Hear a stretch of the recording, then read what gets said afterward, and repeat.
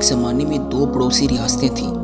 ایک کا نام سلطنت الیاس جس کا حکمران بادشاہ فاروق تھا، دوسری کا نام سلطنت نعمان جس پر بادشاہ کریم حکومت کرتا تھا۔ دونوں بادشاہ نیک، دیندار اور اپنی عوام کا خیال رکھنے والے تھے۔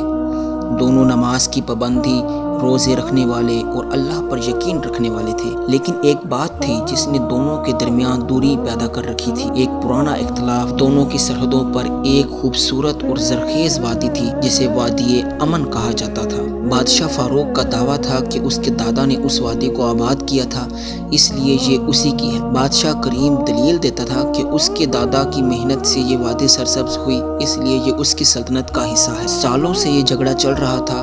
کبھی کبھار دونوں طرف کے سپاہی آمنے سامنے بھی ہوتے تھے، لیکن بڑی جنگ سے دونوں بادشاہ جو حقیقت میں مومن تھے بچتے تھے۔ ایک سال سخت قحط پڑا، بارشیں نہ ہوئی، نہریں سوکھ گئیں، کھیت ویران ہو گئے۔ دونوں ریاستوں میں فاقہ کشی نے ڈیرے ڈال دیے۔ صرف وادی امن ہی تھی جہاں ایک چشمہ اب بھی رواں تھا اور کچھ کھیتی باڑی ہو سکتی تھی۔ بادشاہ فاروق نے سوچا، اگر میں اس وقت وادی پر قبضہ کر لوں تو اپنی عوام کی جان بچا سکتا ہوں، یہ تو میرا حق ہے۔ اس نے اپنی فوج تیار کی۔ ادھر بادشاہ کریم نے بھی یہی سوچا، میری عوام کا پہلا حق مجھ پر ہے، وادی ہماری ہے، ہمیں اس کا دفاع کرنا چاہیے۔ اس نے بھی اپنی فوج کو تیار ہونے کا حکم دیا۔ جنگ کا اعلان ہو گیا۔ دونوں فوجیں وادی کے کناروں پر آ گئیں، تلواریں چمک رہی تھیں، نیزے تیار تھے۔ جیسے ہی بادشاہ فاروق نے حملے کا حکم دینے کے لیے ہاتھ اٹھایا، اچانک مسجد سے اذان کی آواز گونجی، اللہ اکبر اللہ اکبر۔ یہ نماز عصر کی اذان تھی۔ اذان کی آواز سنتے ہی دونوں بادشاہوں کے ہاتھ رک گئے، ان کے دل کانپ اٹھے۔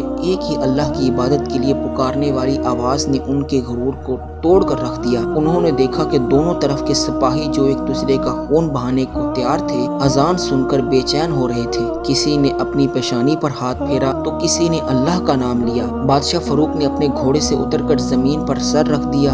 بادشاہ کریم نے بھی یہی کیا۔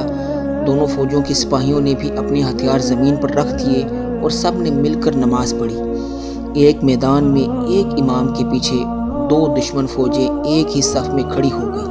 نماز کے بعد بادشاہ فاروق اٹھا اور بغیر کسی ہتھیار کے اکیلا ہی بادشاہ کریم کی طرف چل پڑا۔ بادشاہ کریم بھی اسے دیکھ کر آگے بڑھا۔ دونوں آمنے سامنے ہوئے۔ بادشاہ فاروق بولا، اللہ کی قسم بھائی، ہم کیا کر رہے ہیں؟ ایک ہی اللہ کو ماننے والے، ایک ہی رسول کی امت کے لوگ، ہم ایک دوسرے کا خون بہانے پر تلے ہوئے ہیں۔ جس وادی کے لیے ہم لڑ رہے ہیں، کیا اس کا مالک اصل میں اللہ نہیں ہے؟ بادشاہ کریم کی آنکھوں میں آنسو آ گئے۔